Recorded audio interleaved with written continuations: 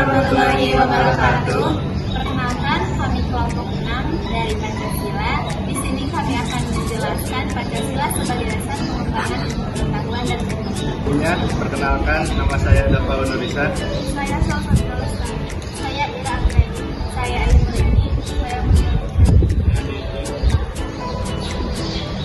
Hakikat ilmu pengetahuan. Yang pertama ada pengertian ilmu pengetahuan dan teknologi.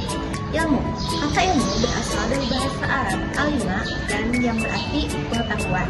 Ilmu juga mengandung 3 kategori, yaitu hipotesis, teori, dan dalil hukum. Kemudian ada pengetahuan, bahwa pengetahuan yang dimiliki manusia itu ada 4. Yang pertama, pengetahuan biasa, yaitu pengetahuan dalam yang bersifat filsafat.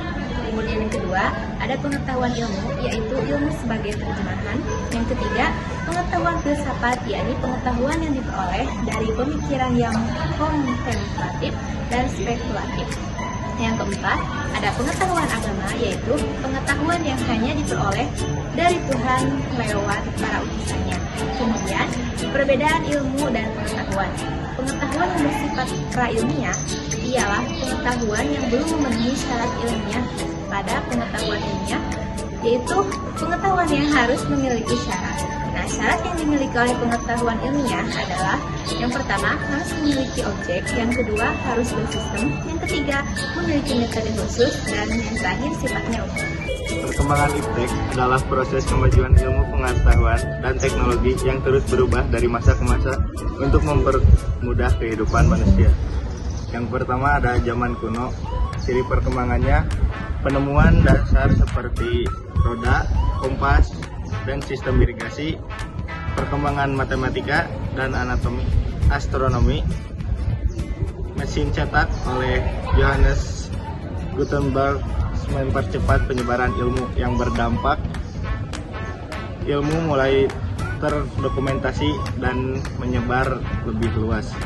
Yang kedua ada revolusi industri pada abad 18 sampai 19 yang memiliki ciri perkembangannya yaitu mesin uap oleh James Watt, produksi massal di pabrik, transportasi modern seperti kereta api yang berdampak perubahan besar dalam ekonomi, urbanisasi, dan sistem kerja manusia.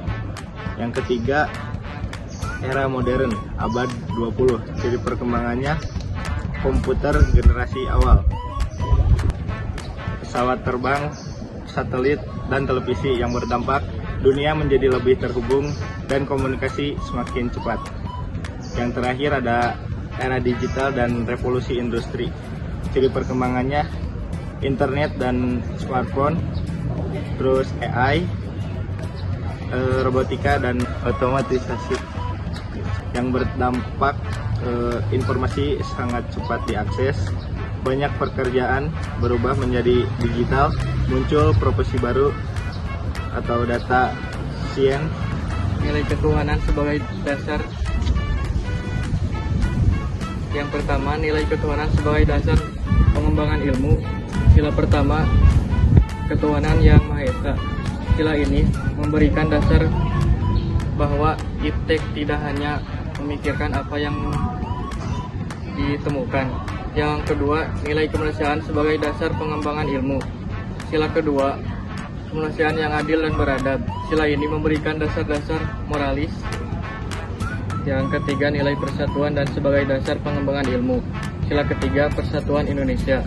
Sila ini mendasari bahwa iptek hendaknya dapat menumbuhkan rasa nasionalis, rasa kebesaran bangsa, serta rasa keluruhan bangsa. Yang keempat, nilai kerakyatan sebagai dasar pengembangan ilmu. Sila keempat, kerakyatan yang dipimpin oleh hikmat kebijaksanaan dalam permusyawaratan perwakilan. Sila ini bersifat demokratis. Yang kelima, nilai keadilan sebagai dasar pengembangan ilmu. Sila kelima, keadilan sosial bagi seluruh rakyat Indonesia. Sila ini sebagai dasar dalam pengembangan iptek. Urgensi kedudukan Pancasila sebagai dasar pengembangan ilmu pengetahuan teknologi.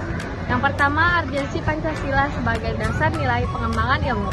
Kemajuan ilmu pengetahuan teknologi tidak selalu memberikan dampak positif bagi proses kemandirian dan sikap menghargai hasil produktivitas dalam negeri. Karena dalam kemajuan tersebut, generasi muda kita kehilangan spirit dalam mempertahankan nilai-nilai budaya bangsa yang sudah tertanam sejak dahulu kala. Yang ketiga yaitu ada dinamika dan tantangan Pancasila sebagai landasan pengembangan iptek. Tantangan terhadap Pancasila sebagai dasar pengembangan iptek di Indonesia. Yang pertama yaitu ada kapitalisme yang sebagai menguasai perekonomian dunia. Yang kedua yaitu ada globalisasi yang menyebabkan lemahnya daya saing bangsa Indonesia. Yang ketiga yaitu ada konsumerisme yang menyebabkan Indonesia menjadi pasar bagi produk negara lain yang lebih maju.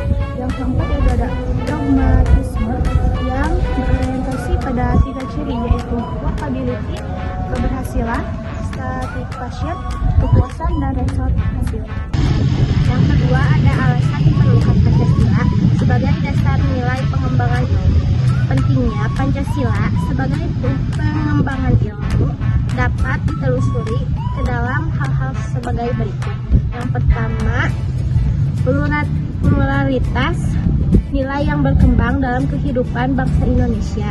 Yang kedua, dampak negatif yang ditimbulkan kemajuan iptek terhadap lingkungan hidup. Yang ketiga, perkembangan iptek yang didominasi negara-negara barat dengan politik global. Yang keempat, alasan Pancasila dijadikan dasar pengembangan ilmu pengetahuan dan teknologi. Yang kelima, gaya hidup global menggantikan nilai-nilai kearifan lokal. Sekian video pembelajaran dari kelompok kami. Mohon maaf bila ada kekurangan. Wassalamualaikum warahmatullahi wabarakatuh.